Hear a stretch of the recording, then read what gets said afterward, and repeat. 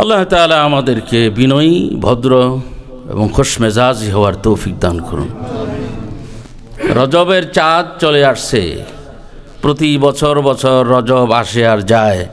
রজব থেকে কি শিখলাম? রজব হ্যাজ ডিফারেন্ট নেম। চুপ থাকা। এই চুপ থাকা যে কত বড় ইবাদত, কত বড় বন্দেগী। মানুষ যদি চুপ হয়ে যায় তাহলে সে মুক্তি পেয়ে গেল। কিন্তু আমরা কি চুপ থাকি? ভগর ভগর কত কিছু কথা, মানুষ পাইলেই কথা। আর দেখছে না, খালাম্মা বালা আসুন, কিছুই না, চিনে না, জানে না, বালা আসুন, মানে একটু কথা কন আর কি। কথাকে কন্ট্রোল করা। টেম ইউর টাং। তোমার জবানকে তুমি কন্ট্রোল করো। জবানকে যারা কন্ট্রোল করতে পারে নাই তার বন্দেগী কোনো কাজে আসবে না। জবানকে কন্ট্রোল করো। জবানের মধ্যে লাগাম দিয়ে দাও। জবানকে বন্ধ করে দাও। এই কথা বহুদিন আগেই নবী সাল্লাল্লাহু আলাইহি সাল্লাম তার সহিহ সনদ হাদিস বর্ণনা করেছেন। মান সামাতা নাজা। So whoever became silent, he got the rest. He got peace. যে চুপ হয়ে গেল সেই শান্তি পেয়ে গেল। কিন্তু আমরা কি চুপ থাকতে পেরেছি? The rajab, it means to be silent. রজব শব্দের একটা অর্থ হলো চুপ থেকে যাওয়া। সুবহানাল্লাহ বলেন। রজব আসছে আমাদেরকে চুপ করাই দিতে। No talking too much, no fighting. Fighting তো করা যাবেই না, বরং চুপ থেকে যাও। আল্লাহ তাআলা বলেন মিনহা আরবাআতুন হুরুম। এই 12টা মাসের মধ্যে 4টি মাস হলো হারাম মাস, পবিত্র মাস। সেই মাসে না যুদ্ধ বিগ্রহ, না জুলুম, না ব্যভিচার এগুলো আছে। যারা এগুলো করবেন তাদের ডাবল গুনাহ হবে। কেমন গুনাহ হবে? ডাবল গুনাহ হয়ে যাবে। যেমন ডাবল সওয়াব হয়, এরকম ডাবল গুনাহ হয়। মনে রাখতে হবে, ডাবল যেমন সওয়াব হয় এরকম ডাবল গুনাহ হয়। একটা আছে সাদাকাতুন জারিয়া, একটা আছে সাদাকাতুন জারিয়া, যেই সাদকা কিয়ামত পর্যন্ত কন্টিনিউ করবে সওয়াব। যে সাদাকার সওয়াব কিয়ামত পর্যন্ত যিনি সাহেবু সাদাকা ও আহলুস সাদাকা, যিনি সাদাকা করে গেছেন, তার রিওয়ার্ড, তার সাদাকা, তার সওয়াব যদিও উনি কবরে চলে যায়, তার সাদাকা থেকে কবর পর্যন্ত কিয়ামত পর্যন্ত কন্টিনিউ করবে। এটার নাম হলো সাদাকাতুন জারিয়া।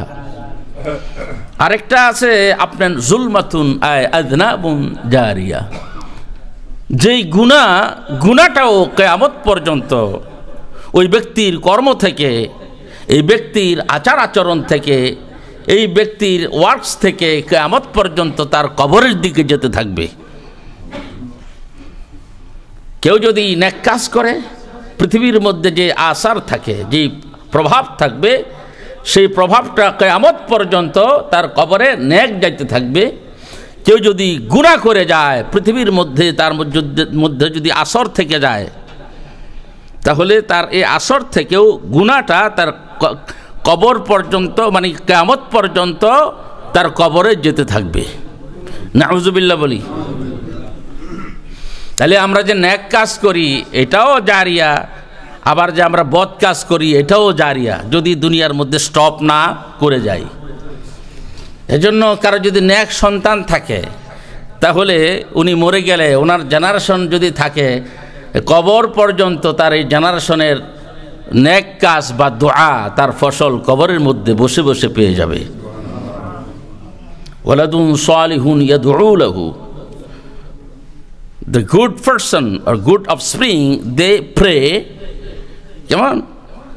যেই সকল নেক জেনারেশন তার জন্য প্রে করে প্রার্থনা করে তারা কবরের মধ্যে বসে বসে পেয়ে যায়। সুবহানাল্লাহ পড়ি। আরেক বেচারা মনে করেন সিনেমা হল বানাই গেছে, সিনেমা হল বানিয়ে গেল। এই বেচারাও এই যে কবরের মধ্যে বসে বসে এই যে সিনেমা হলের যত গুনাহ তার কবরে যাইতে থাকবে। তো এই জন্য আমাদের নেক কাজ যদি বুদ্ধি শুদ্ধি করে যদি করি, কবরের মধ্যে বসে বসে ইনশাল্লাহ আমরা ফসল পাইতে থাকবো। তাহলে বলছিলাম যে 12টা মাসের মধ্যে 4টি মাসকে আল্লাহ তাআলা হারাম করে দিয়েছেন। এই হারাম মানে পবিত্র, হারাম বলতে সব কিছু হারাম হয়ে গেছে তা না। মিনহা আরবাআতুন হুরুম, হারাম শব্দের দুটি অর্থ, একটা হলো নিষেধ আর একটা হলো পবিত্র। তা আল্লাহ তাআলা 12টা মাসের মধ্যে 4টিকে হারাম করে দিলেন, মানে খুবই পবিত্র করে দিলেন, অত্যাধিক পবিত্র। মুসলিম shouldn't fight in these 4 months. They should be kept silent all the time. They should try being silent. তাদের উচিত হবে সবসময় তারা যেন চুপ থাকে। এজন্য রাজব, a different name is Rajab আল আসম। আসাম, আসাম আরবিতে বলা হয় বোবা। আসাম শব্দের অর্থ কি? বোবা। মানে বোবা, বোবা মানে হলো কি? সে কথা বলতে পারে না। মোহতারাম প্রেসিডেন্ট সাহেব আমাকে বলে, কই বোবার শত্রু নাই, কথাই বলতে পারে না, তার শত্রু হইব কেপড়ে। তো রজব শব্দের অর্থ হলো চুপ থাকা। রজব শব্দের অর্থ কি ভাইরা মনে থাকবে তো কথাটা? আল্লাহ সুবহানাহু ওয়া তাআলা 4টা মাসকে পবিত্র করে দিলেন। 3টা হারাম মাস মানে পবিত্র মাস, একের পরে এক আসতে থাকবে, কিন্তু রজবকে আলাদা করে দেয়া হলো। রজবের আগেও নাই, রজবের পরেও নাই। রজব মাসখানে হারাম মাস, পবিত্র মাস, আর বাকি মাসগুলো আল্লাহ তাআলা হারাম করে দিলেন।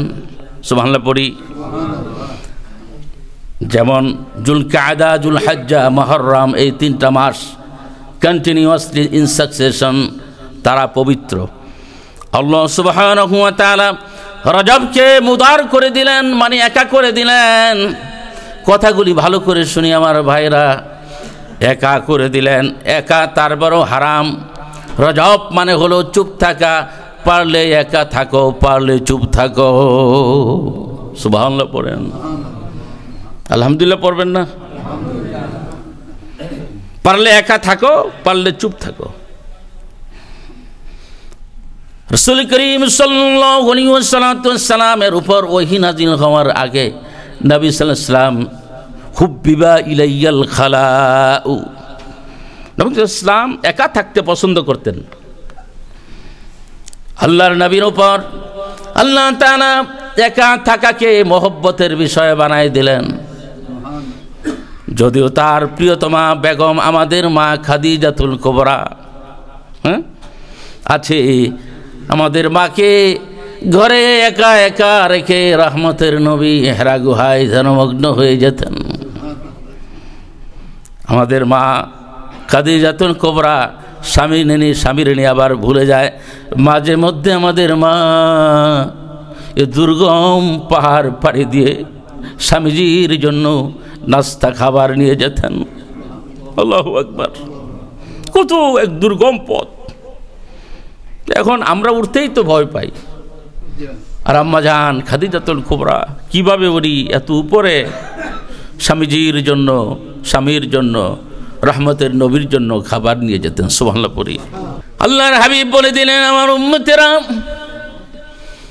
তোমরা যারা চুপ হয়ে যাবে তোমরা মুক্ত হয়ে যাবে, তোমরা মুক্তি পেয়ে যাবে। যারা চুপ থাকে তারা মুক্তি পেয়ে যায়। রহমতের নবী এই মক্কা, এই ঘনবসতি, এই কোলাহলপূর্ণ এলাকা ছেড়ে আপনজনদের কাছ থেকে, এমনকি নিজের বেগম থেকেও, খাদিজাতুল কুবরার সুন্দর রুম থেকে, পবিত্র ঘর থেকে একা হেরা গুহাতে চলে যেতেন ধ্যান করার জন্য।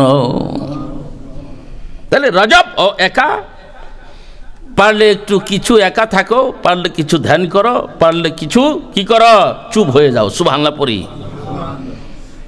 এগুলো হলো প্রথম শিক্ষা রজব। আমরা কি চুপ থাকি? বগর বগর 2-4 জন লইলে হাট জমাইলে। আর যদি মহিলা হইতে পারে তাহলে তো বাজার হয়ে গেছে, দুনিয়ার সমস্ত ইতিহাস কোয়া শুরু করে। মহিলারা আবার এই দিক দিয়ে আম করতে একটু আগাইল না। সম্মানিত ভাইরা আমার, রাসূল করিম সাল্লাল্লাহু আলাইহি ওয়াসাল্লাম বলেন এই রজবকে হারাম করে দেয়া হলো, মানে পবিত্র মাস। আল্লাহ তাআলা কালামে হাকিমের মধ্যে বলেন ফালা তাযলিমু ফীহিন্না আনফুসাকুম, do not wrong yourself during this time. এই মাসসমূহে তোমরা তোমাদের নিজেদের উপর রং করবা না, জুলুম করবা না। Do not transgress regarding yourself upon your soul, তোমার আত্মার উপর তুমি যেন ট্রান্সগ্রেস না করো, তুমি তোমার আত্মার উপর যেন তুমি জুলুম না করো এই মাসে।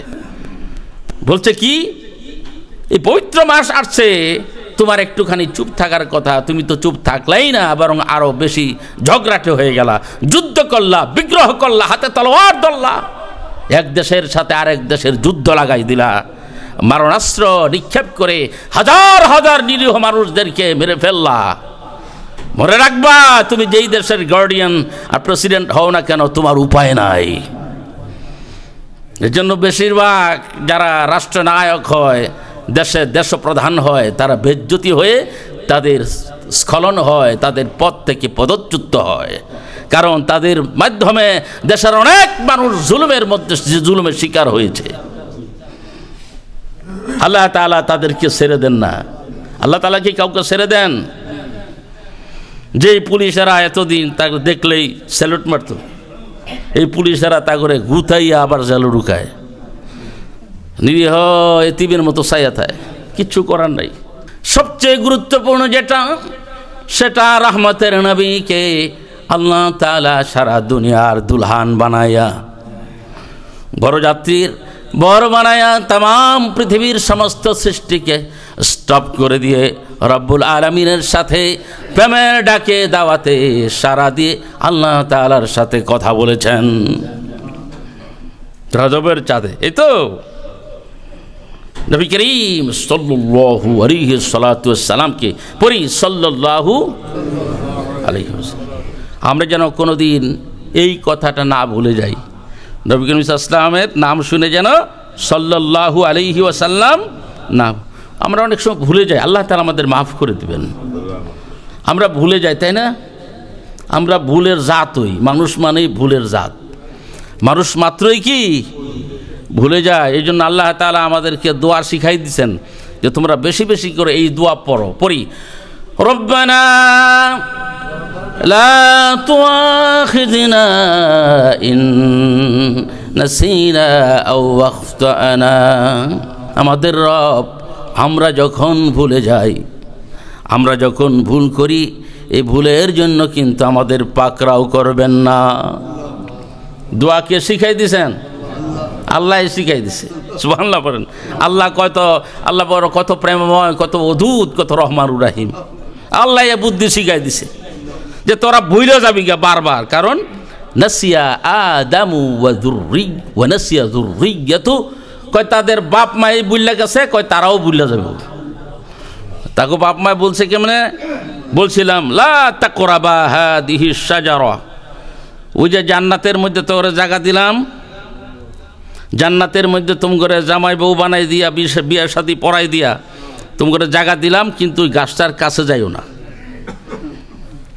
কিন্তু তারা কি করলো? কাছে তো গেল একেবারে ফল খাইয়া ফেলাইছে। ফল খাইয়া ফেলাইছে না? কি কন? নবীরা কোনোদিন গুনাহ করতে পারে না, নবীরা কোনোদিন পথভ্রষ্ট হয় না। নবীদেরকে আল্লাহ তাআলা ভুলাই দেন। নবীদেরকে কি করেন? হযরতে আদম ভুলে গেছেন, ভুলাই দিছে কেডা? আমার সাথে একমত তো? হযরত আদম আলাইহিস সালাতু ওয়াস সালাম ভুলে গেছেন, ভুলাই দিল কে? তাহলে একটা দলিল দেই বুখারী থেকে, নবীরা ভুলে যান না, নবীদেরকে আল্লাহ ভুলাই দেন। সুবহানাল্লাহ পড়ি।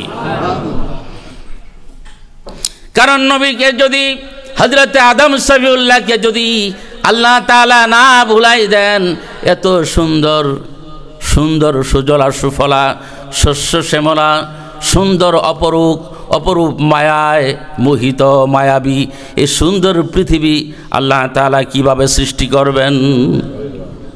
এই তো এই পৃথিবীর সৃষ্টি হওয়ার মূলে কি হযরত আদম আলাইহিস সালাম ভুলে গেছে। যেহেতু দুরূদ শরীফের পয়েন্ট চলে আসলো, সংক্ষেপে বলে দেই, যেহেতু রজবের চাঁদ, আমাদের কিসমত কতই না ভালো। রহমতের নবীর মেরাজের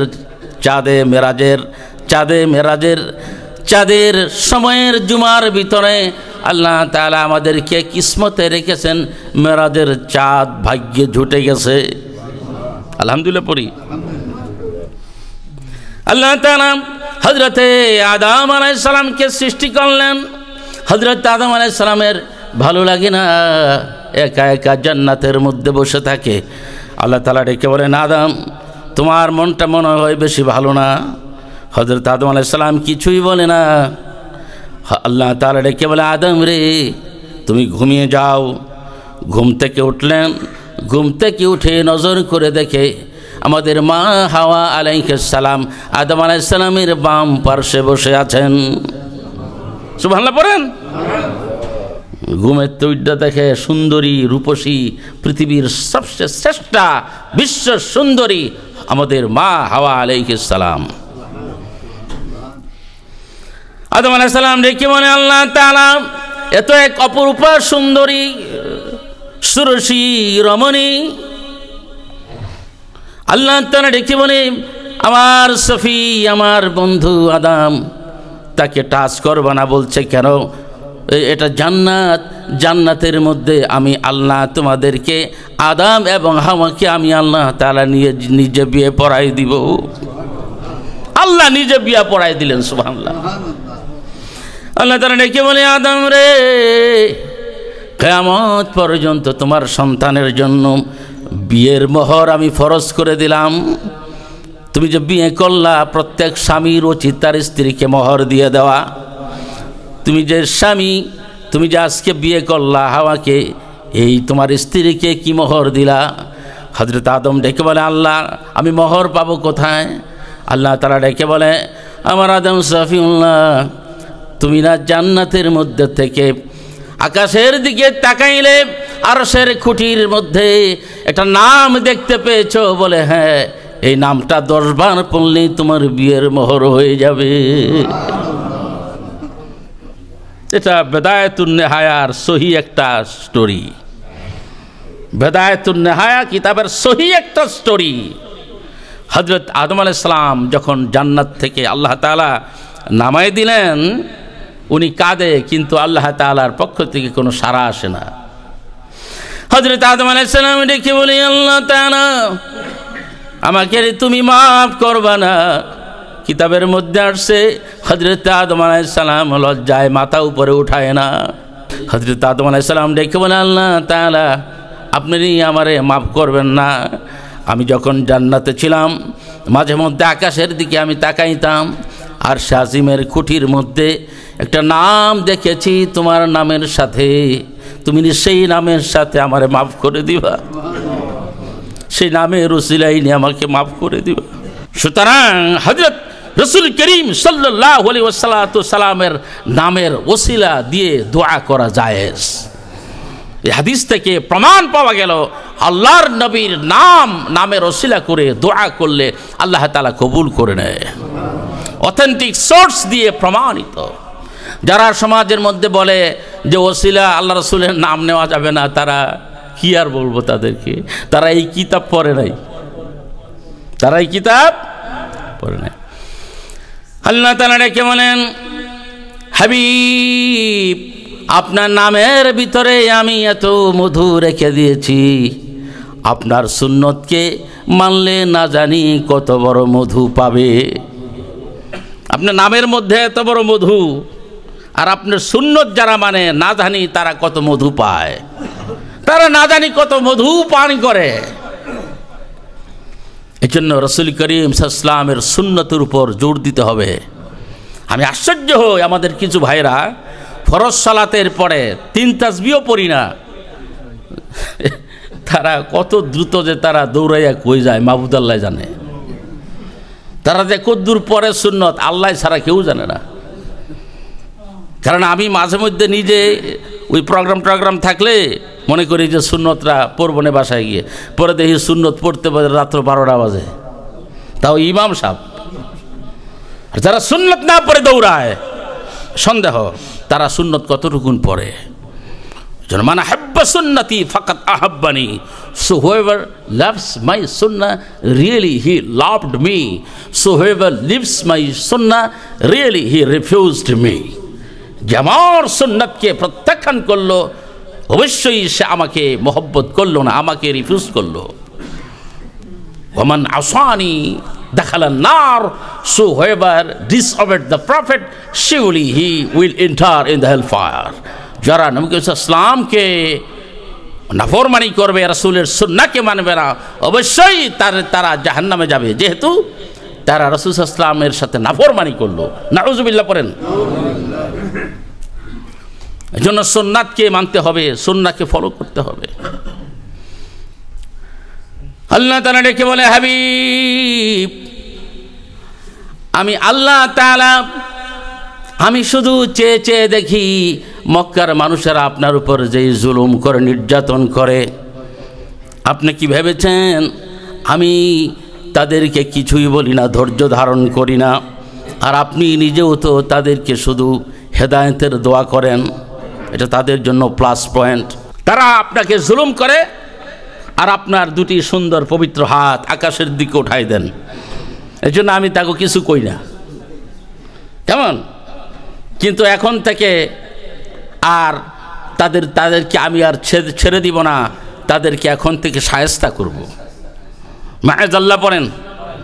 আল্লাহ যদি কারো সাথে যুদ্ধ করে সে কি পারবে? পারবে? এখন আল্লাহ তাদের বিরুদ্ধে যুদ্ধে লাগছে, সুবহানাল্লাহ পড়েন। আল্লাহ যুদ্ধ করলে বেশি কিছু লাগে না। গত জুমায় বলছি না, আল্লাহ তাআলা জিবরাইল পাঠিয়ে দিলেন, হাবিব হে আপনি আর এই ঘরে থাকবেন না, আপনি আর ঘরে থাকবেন না, আপনি আপনার সাথীকে নিয়ে আপনি মদিনার দিকে চলতে থাকেন। সুবহানাল্লাহ পড়েন। সবাই শুনেছেন গত জুমাতে আল্লাহ সুবহানাহু ওয়া তাআলা আল্লাহর হাবিবকে যাররা পরিমাণ ধুলা দিয়ে হেল্প করলেন। সুবহানাল্লাহ পড়েন। যাররা পরিমাণ ধুলা কাফের মুশরিকদের চোখের মধ্যে ঢুকাই দিলেন। আল্লাহ তাআলা কাউকে যদি হেল্প করতে চান, কামান দাগার প্রয়োজন নাই, মারণাস্ত্রের প্রয়োজন নাই, অ্যাটম বোমার প্রয়োজন নাই। আল্লাহ সুবহানাহু ওয়া তাআলার গোটা সৃষ্টিটাই আল্লাহ তাআলার কাছে সৈন্য সামন্ত। আমাদের চোখে যা দেখি সবই আল্লাহর সৈন্য, আল্লাহর মারণাস্ত্র ব্যবহার করার কোনো দরকার নাই। এজন্য আজকে যারা ইসলাম বিদ্বেষী মানুষ তারা তো বুঝে না, তাদের খুবই অবশ্যম্ভাবী পরাজয় তাদের বরণ করতে হবে। কারণ তারা তো বুঝতেছে না যে ইসলামটা হলো ইসলাম, this is the final religion, the Quran this is the final scripture. কোরআন হলো ফাইনাল স্ক্রিপচার আর ইসলাম হলো ফাইনাল রিলিজিয়ন। দ্য প্রফেট সাল্লাল্লাহু আলাইহি সাল্লাম he is the final Messenger. এটা যারা যারা দাবি করে যে আমরা ধর্মকর্ম মানি, তাদের বুঝতে হবে, তাদের পড়তে হবে। যাদের কিসমত ভালো তারাই পড়তে পড়তে কালিমা পড়ে মুসলমান হয়ে যায়। যাদের কিসমত খারাপ তারা আবু জাহেলের মতো যুদ্ধ করতে করতে জাহান্নামে যাবে। আবু জাহেল যুদ্ধ করছে না? যুদ্ধ করতে করতে কোথায় গেছে গা? জাহান্নামে চলে গেছে। তো এই জন্য আল্লাহ তাআলার হাজার শুকুর যে আমাদের কিসমতে আল্লাহ তাআলা রজব আল আসাম দান করেছেন। রজব শব্দের একটা নাম কি? চুপ। আল আসাম বোবা, এর মানে হলো যতটুকু সম্ভব চুপ থেকে, শুধু চুপ থেকে হাবভাব ধরবা নাকি কি জন? অনেকে আছে চুপ থাকে আসমানের দিকে ছায়া থাকে, মানে বুঝায় যে আমি একটা বাপ ধরছি আর কি।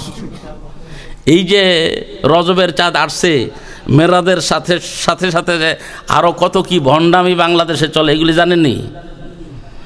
ঢাকার মোড়ে মোড়ে ডেক্সির মধ্যে লাল কাপড় দিয়া লেখা রাখছে গরিবে নওয়াজ খাজা বাবা, আর রাত্রে এই পয়সা দিয়া যতটুকুন মনে করেন মদ খায় আর গাঁজা খায়, আর কয় বাবা খাজা খাইতেছি গাঁজা, আর কয় খাজায় আমগো তরাইব, কিয়ামতের দিন খাজায় কয় তগো তরামু না, তগো আমি সরামু। তো খাজায় তরাইব কীভাবে? খাজার সুন্নত তো মানতে হইব। খাজার সুন্না মানে রাসূলের সুন্না। খাজার জীবনী পড়ে দেখেন, 7 বছর বয়সী উনি কোরআনে হাফেজ ছিল।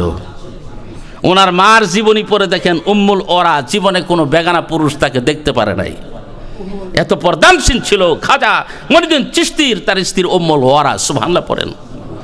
আজকে ভারতে, বাংলাদেশে, উপমহাদেশে, আমাদের এশিয়াতে খাজার নামে যে ভণ্ডামি চলে, দিনের বেলায় ডেক্সির মধ্যে পয়সা ওড়ে, রাত্রে বেলায় মানে ডেকের মধ্যে বিরারের গান বাজনা গাঁজা এইগুলি চলে।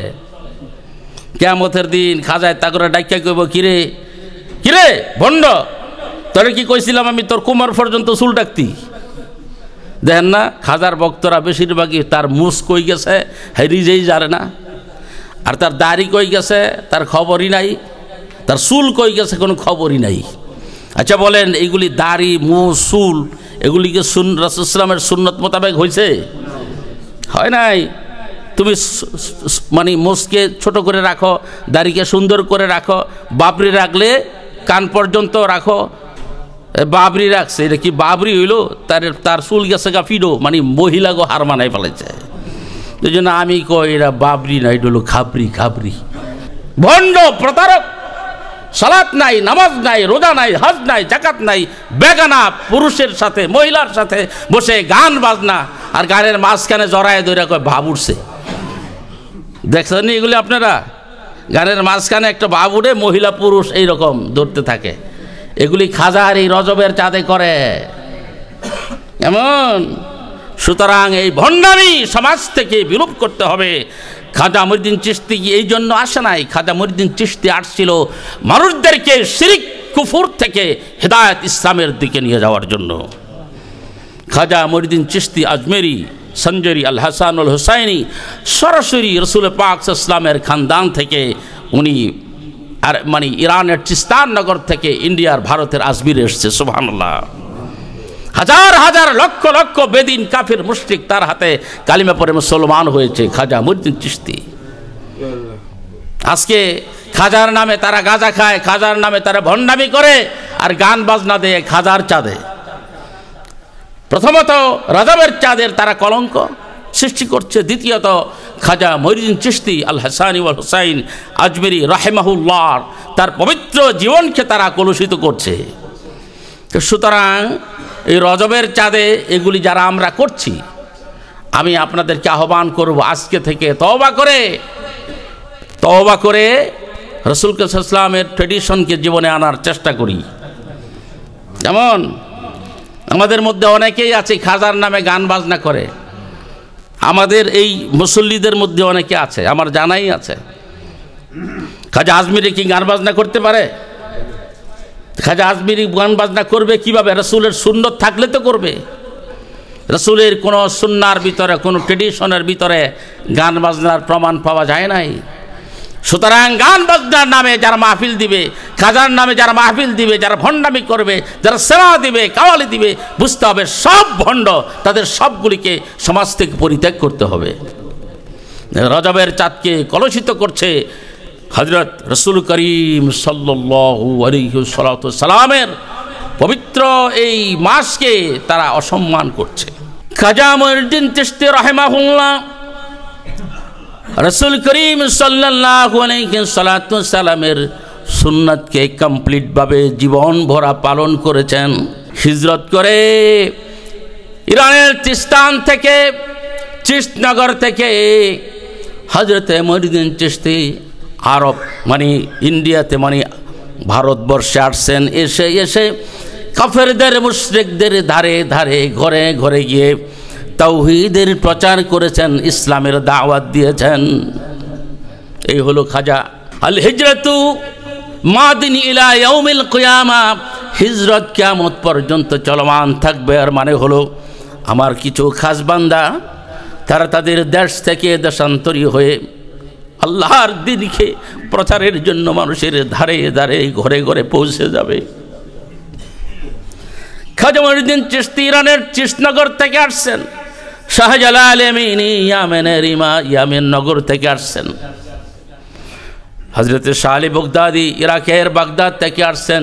আজকে ভণ্ডরা তাদের নামে গাঁজা খায় আর ভণ্ডামি করে। উনি আল্লাহর পথে সময় দিতে দিতে জীবন প্রায় 70 ইয়ার্স হয়ে গেছে। ধন সম্পদ অর্জন করবে দূরের কথা, বিয়ে শাদী করারও ফুরসত পায় না। এই জন্য খাজা মঈনুদ্দিন চিশতি हम खुदा खाही ये दुनिया ये दो ए ख्याल अस्त व मखाल अस्त व जुनू। खाजा मঈনুদ্দিন চিশতির কথা, हम खुदा खाही वो दुनिया ये दो ए ख्याल अस्त व मखाल अस्त जुनू। খাজা আজমিরি ডেকে বলেন, তুমি দুনিয়াও চাও আবার আখিরাতও চাও, এটা হতে পারে না, এটা পাগলামি ছাড়া আর কিছু না। ঘুমের ঘরে শুয়ে আছেন, ভক্তরা ডেকে বলেন, খাজা গান, আপনি এত বড় আল্লাহর ওলি, কিন্তু আপনি তো এখনো বিয়েও করলেন না।